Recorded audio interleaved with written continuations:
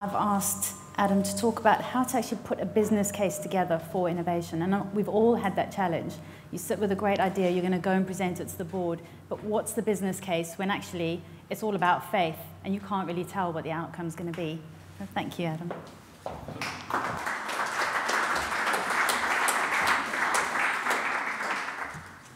Right, good morning. Well, I'm a retailer. I actually love being in retail, and we're going to be on the high street for many years to come, so you don't need to worry about that. I work in the sustainability part of our business, and we have an initiative called Plan A, which I'm going to talk to you about. And I guess the brief I've been asked to talk about is fear, faith and fortune with a big dose of innovation, a big dose of business case. So hopefully that's what we'll cover. I'll probably talk for 20 minutes or so, and then we can open it to questions. Just to put this in context, we launched Plan A back in 2007, but it really came from a big piece of work we did in 2006. So our chief exec at the time, Stuart Rose, was getting quite frustrated. As a retailer, we were doing lots of things that our competition weren't doing, but we weren't telling our customers about it.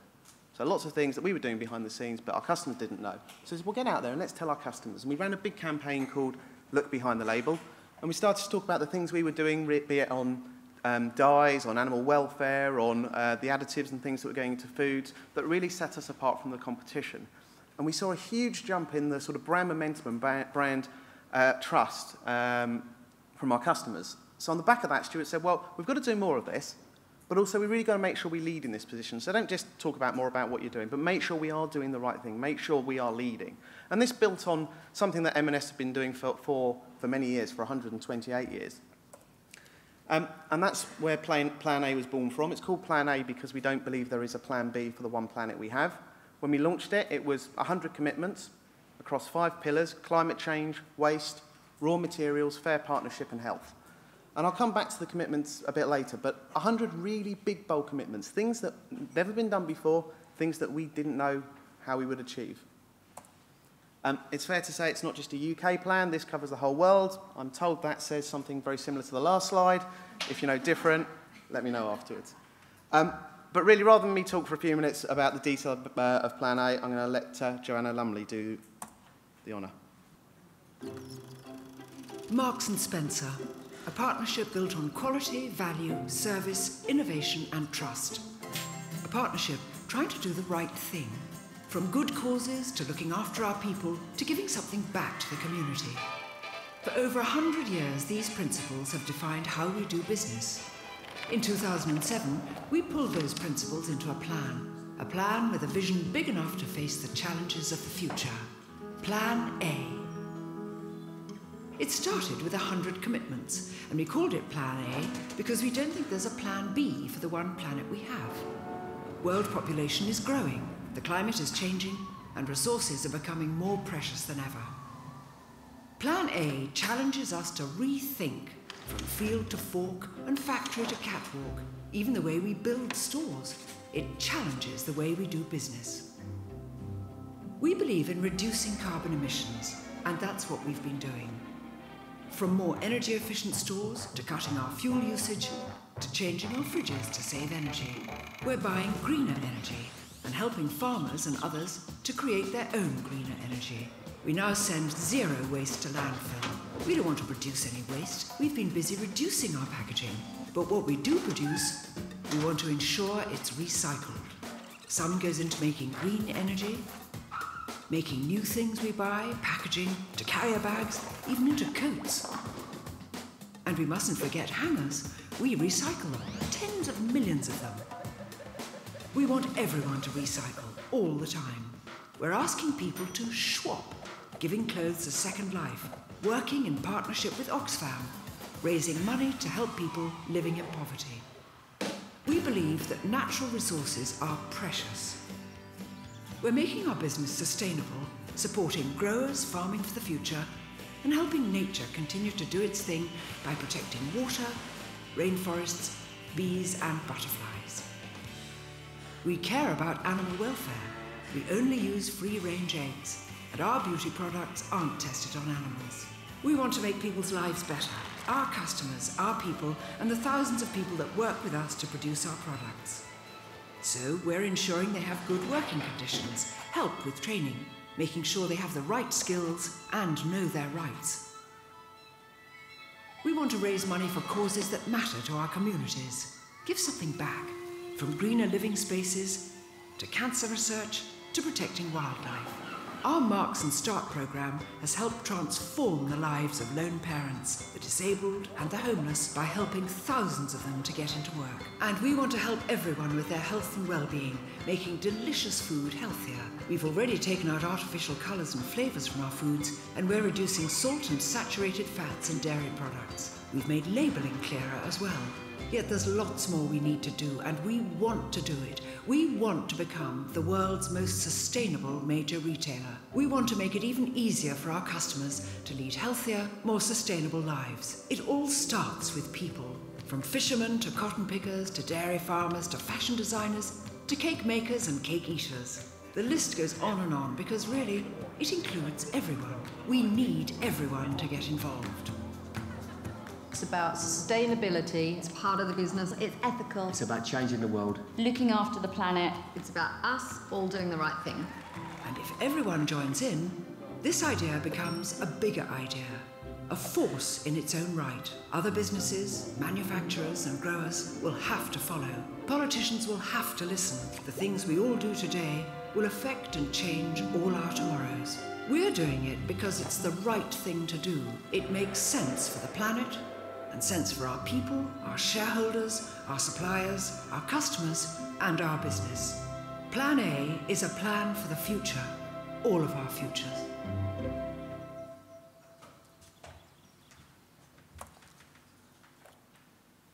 I'm not showing you that because I want to come here and say how fantastic M&S is. I just want to really get across the scale of our ambition and what we're trying to achieve. And just to put it into some numbers, you know, we are a big business. We trade all across the world. We've got stores in 43 territories. Our supply chain covers right around the world. Any one time, we're running sort of 35,000 product lines, millions of workers across 2,000 factories, lots of raw materials, 20-odd thousand farms. We employ 75,000 people, 21 million customers shop in our stores every week. So it's a really big thing we're trying to get hold of. And it really is right across that piece that we are trying to tackle. Now, I said earlier we had really big, bold targets, 100 of them to start with. We've since extended. But just to put those into, bring some of those out, so we said we want to be carbon neutral. Send no waste to landfill. Take out every single bit of artificial colouring and flavouring across all our food, all our drink. Reduce packaging by 25%. 25% more energy efficient, 20% more fuel efficient. Only source sustainable fish, only source sustainable timber, cut our water usage. So really big things. And I guess this is the fear and faith bit. When we set these commitments, and you have to appreciate, we're a big consumer-facing brand. So when we come out and say these things, people are looking at us and expecting us to deliver or at least make the effort to do what we said we will do.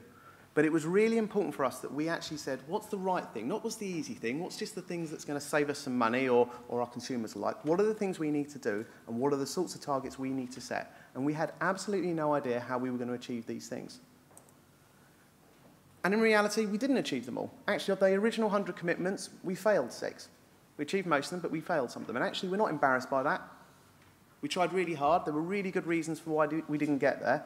And because we've been open, honest, and transparent about what we've done and what we haven't achieved, we've received lots of credibility for that. But we have made fantastic progress. We are the only large carbon neutral retailer in the world. If you start to compare our performance on things like packaging and energy against some of our competitors, we perform really strongly. And in reality, if we'd gone out and said, well, actually, we think we'll only want to do 10% energy, probably would have done 10% energy. But the fact that we set these really big, bold targets really inspired our people and really set the bar high to where we want to go. And we weren't afraid to fail because we knew we'd make the effort to get there. I'm just going to bring to life some of the things we've done to enable us to do some of this and some of the leaps of faith and some of the innovations we'd have to do. So we set a big target in terms of reducing our fuel efficiency, improving our fuel efficiency. And actually, we developed this with the manufacturer. It's called the teardrop trailer because of the shape. Holds 10% more product, it's 10% more fuel efficient. Makes good business sense.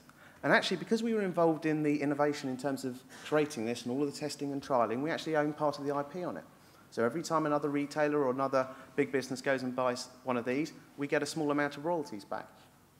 It's innovative, it makes good business sense, and actually through things like this, we've actually managed to take 25% of our fleet off the road. quarter less vehicles than we used to have to run to do the same thing.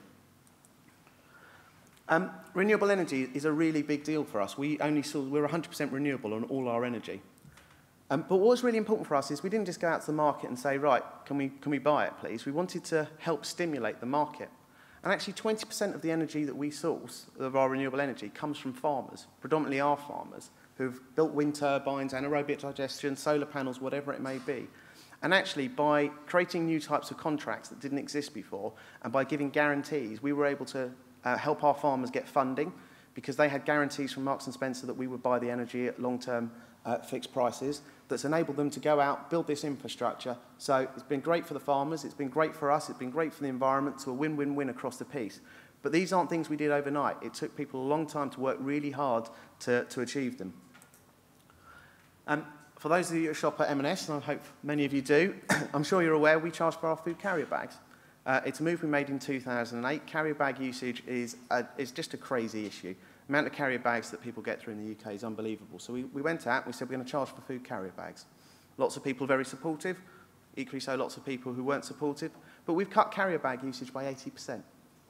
And it works. And we've donated all the profit to charity, and it's delivered some fantastic results. And actually, on the back of this, the Welsh Government have since legislated. If you go to Wales, you will pay for a carrier bag, whatever store you go into. Northern Ireland is following, Scotland's following, and the rest of the UK is going to be forced into doing it. So through our innovation, through that bold move, it's having a real impact across the country. I mentioned waste earlier. We recycle every single bit of waste we produce. And that's through our stores, through our warehouses, through our offices, through our construction sites, right across the piece. It took us 5 years to do that. But actually, as you start to get there and start to work out how the hell are we going to go and do that, knowing that we've got this big, bold target that we have to go and hit, people have had to really innovate. They know they haven't been able to just tweak around the edges. And actually, waste's a really interesting topic, because to get to zero waste, you have to understand what your waste is. Once you understand what your waste is, you start saying, well, why the hell have we got that waste? So can we get rid of it? It saves us £5 million a year. And actually, we've been able to do lots of really good innovations off the back of it. So our carrier bags, half of the waste, all our carrier bags is made from recycled plastic. Half of that plastic is our own waste. Actually, lots of the packaging you'll buy food in now is made from our own waste. So again, lots of opportunities to close the loop. Any food that we are unable to sell that charities don't want goes to create green energy. So again, real innovation, but making good business sense. So we've got lots of stores. We've got 700 odd stores up and down the country, just in the UK alone. And actually, stores use a huge amount of energy, have lots of environmental impact. So it's really important for us that we make sure our stores are as sustainable as they can be.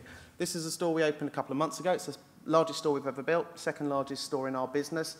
It's got the world's first 100% sustainable timber roof. It's got all sorts of features from renewables to biodiversity to rainwater harvesting.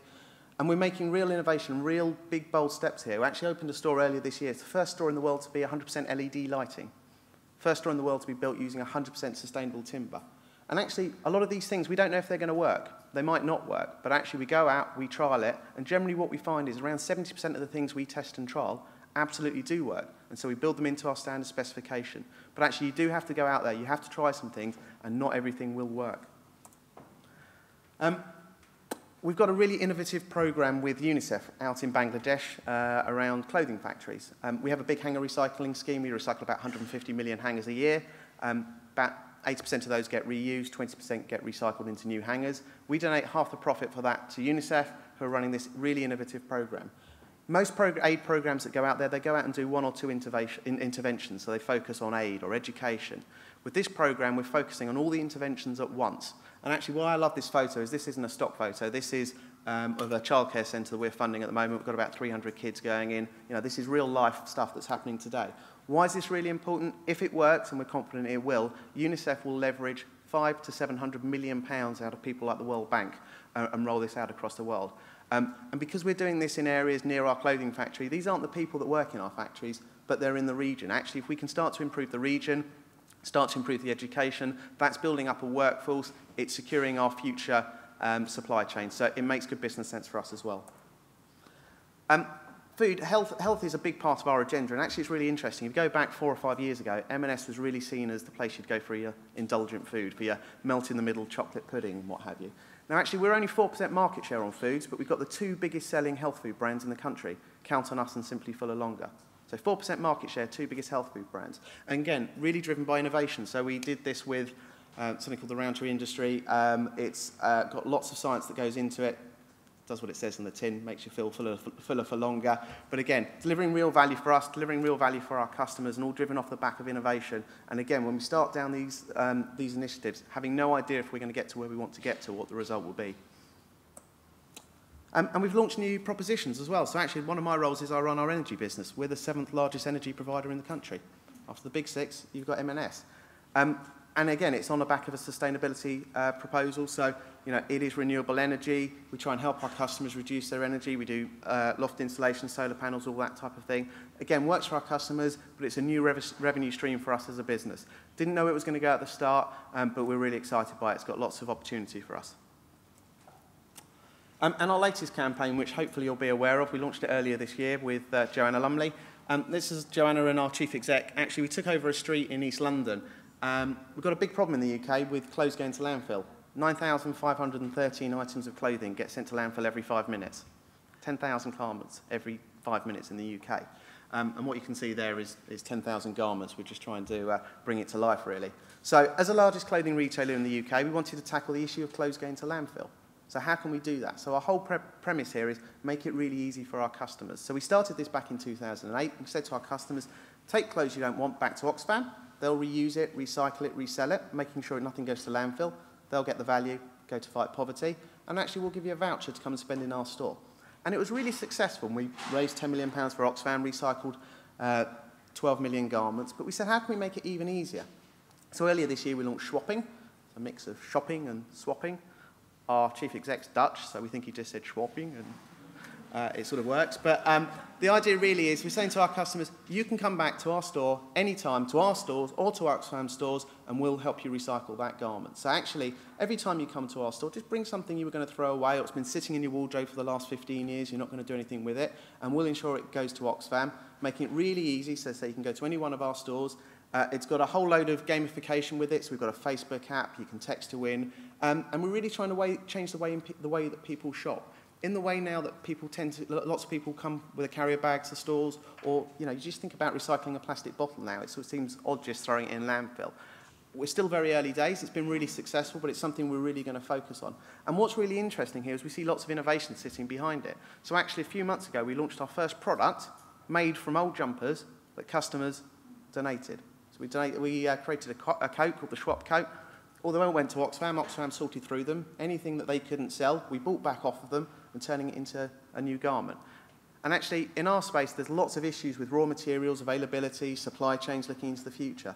So these are things we can do now that are going to make us a much stronger, more robust business in the future, but actually does the right thing for the environment. And the coat I mentioned sold for £89. Had we done it out of raw material, would have sold for £170. So it makes good business sense again.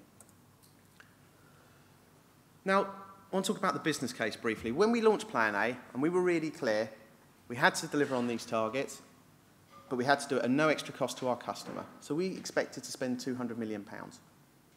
£40 million for the first 5 years. And actually, in year 1, we spent £40 million. But actually, as we started to understand it more, and understand the benefits and the opportunities, and I've highlighted many of them today, the business case became really clear. In year 2, we were cost neutral. And last year, it saved us £105 million. That's net benefit. There are many things we spend money on that don't have a cash return, so that's a net benefit. So it does make really good business sense. And actually, we treat sustainability no differently than we treat anything else in our business. We look at the figures, we look at what we're spending, we look at why we're doing it, and we're making sure we understand why we're doing it. And that's just the cash benefit. As I say, there are many other benefits that we don't put numbers against. Anything from staff motivation, brand protection, PR, planning permission. The store I mentioned earlier, Cheshire Oaks, there is no way we would have got the planning permission to build that store had we not put all those sustainability credentials into that store. These, again, if I put numbers against them, would run into the hundreds of millions. Plan A is in the press all the time. You know, our staff tell us all the time that it really motivates them. They're really excited by it. The number of people that come for interviews at M&S and talk about Plan A being one of the reasons they want to work for us, And they don't just say it in the interview to get the job. I get emails and phone calls every week from people that said, I've just started the business, how can I get involved, what can I do? And we also give back to our staff as well. So, we give everyone a day's leave, paid leave to go and volunteer in their community. We've given all of our staff free energy monitors. We've given free loft installation to 4,000 staff. So we really are trying to make a difference. And just some of the lessons we've learned along the way, really, I think for us, having a clear vision and having right from the start saying, this is where we need to get to. We've got to get there. Don't know how we're going to get there, but we've got to get there and not wavering. Has really driven everyone to constantly focus and work out how we can get there, knowing we've got to innovate, knowing we've got to do things very differently. We've provided lots of support. Just one example, we have an innovation fund. So I run an innovation fund, it's £5 million a year. It works just like Dragon's Den. People come along for things that wouldn't normally get done, things that are too risky, things that the business would normally say, well, you can't show me the business case for that. Unless you can show me the return in 3 years, we don't want to do it. And we support lots of these projects. Again, lots of them don't work, but the ones that do work significantly outweigh the ones that pay for the ones that don't work. And actually, this is the picture, you won't be able to see it very well. We're running a trial of a hydrogen fuel cell for forklift trucks. It's got lots of opportunity. No one else has done it before. We invested £100,000 in it, and we're really excited by it. And actually, the guy in the picture you can see next door to it, Ali, he was the guy that spotted the opportunity and drove it through. They did a little film which they put on YouTube. 40,000 people have watched it. Bit mad, really. We thought hydrogen was so exciting. But we've also done a lot to create the culture in terms of really driving people to innovate, driving people to take risks, driving people to say, actually, we won't take no as an answer. Go and find a different way. Go and talk to suppliers. Go and talk to different people. Talk to academia, whoever it may be, to try and find new solutions. And it's just one example. We have an award ceremony we do every year, and Ali won an award off the back of all the work he'd done on the hydrogen trial. We've got lots of partnerships, and partnerships are really key because we don't have all the answers. We definitely don't have all the answers. And as I mentioned earlier, we need to work with as many people we can work with to understand how we can do things better. And it's only working with our supply chain, who I've got there as well, and these partners that we start to understand how we do things differently. We work very closely with our supply chain. Plan A is a big part of what we do. That's an image of our annual conference. We have 1,200 people there for a day just talking Plan A. But these are the people that are out and about across the world identifying what we're doing wrong, what the opportunities are. And bonus targets. We've built Plan A into every single director in our business has 20% of their bonuses based on delivering Plan A objectives. So this isn't a nice to do. It's not a, if you get some time to do it, they've really got skin in the game. And actually, they drive those objectives right down the business so that everybody that really needs to have a proper objective has it. So there are many other examples I can give you, but these things combined, along with other things, really drive that culture and drive people to do things very differently. And as we've learned along the way, actually, as you build momentum, there is massive opportunity in there, but you do need to take risk, you do need to have some faith, and you do need to stick with it. As I said at the start, I'm not here to tell you how fantastic we are. We've made great progress. We still think we're probably 15% of the way we need to be across our journey. So we've made great progress. We've got a long way to go. Hopefully what I've said has been useful, and happy to take any questions.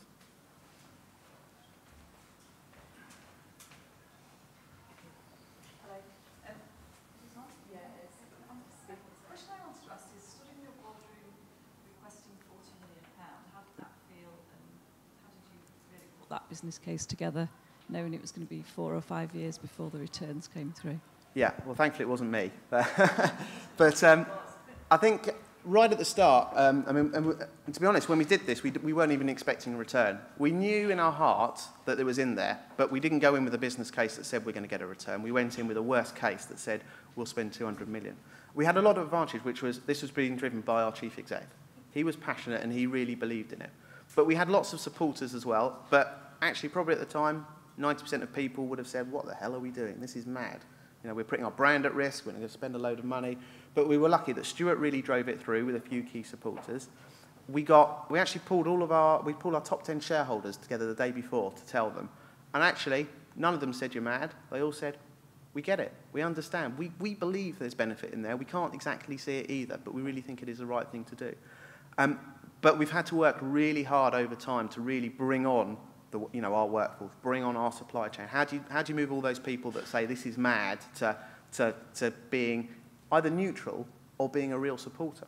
Actually, a great example, our marketing director, Steve Sharp, probably was one of those people right at the start going, what are we doing? Give me the money and I'll go and get Twiggy on the telly. But he's really come a long way. So Schwapping has been driven by Steve, and Schwapping's been one of the biggest marketing and PR campaigns we have ever run. Because actually, we've over the years, as you start to prove the case, and as you start to find people that are supporters, and use them in their areas, go out and get more of a cohort in your group, and really use those people, and lots of other things. So we do things with people like business in the community called Seeing is Believing tours. So actually, we do it for others. If you've got a chief exec or someone that's going, oh, this is mad, or why are we the only ones doing it? Get them out there, get them to see what others are doing, and they come back inspired. Our logistics director went over to the States to look at some other retailers out there, not looking to look for a sustainability initiative, and came back, seen a retailer called Walgreens, who ran a fantastic initiative where they've got 20% of their workforce in their factory who are disabled. Came back and went, I want to do that here, and we're doing it. Today, we can't set a target, but we want to set a large number of people from disadvantaged and disabled workforces. So actually, there's lots of opportunity there. We were very lucky we did have a chief exec that was supportive, but we've had to work. Don't just think that the 75,000 people in the business went, Stuart said it's good, so we're all on board. It's taken a lot of time. Very credible and revelatory story. Do you believe your customers believe it? We do a huge amount of research with our customers, as you can imagine. I think M&S is a trusted brand, and actually we see this very much as supporting our trust agenda. So a lot of our customers just expect it, and actually sort of say to them, we've done this, that, and the other, and they go, what, you weren't always doing that? Because it's not necessarily front of our customers' mind. So all the research says our customers absolutely expect us to do it. You've got a small group of people, Green Crusaders. We probably think 5 to 6%. They're the people that only buy organic and free range. They're only going to do the right thing. The bulk of people are in the space that says, well, I want to do the right thing, but make it really easy for me. So actually, if we can make sure that the food's healthy, if we can make sure that the cotton's fair trade, and they don't have to do anything, then we get lots of really good feedback. And there's lots of ways we do that. Schwapping's a great example. It's just making it really easy. So we get lots of feedback. They say they want us to do it. What I would say is, in our world, there are lots of people that say, oh, I'm only going to buy stuff if I know the packaging can be recycled.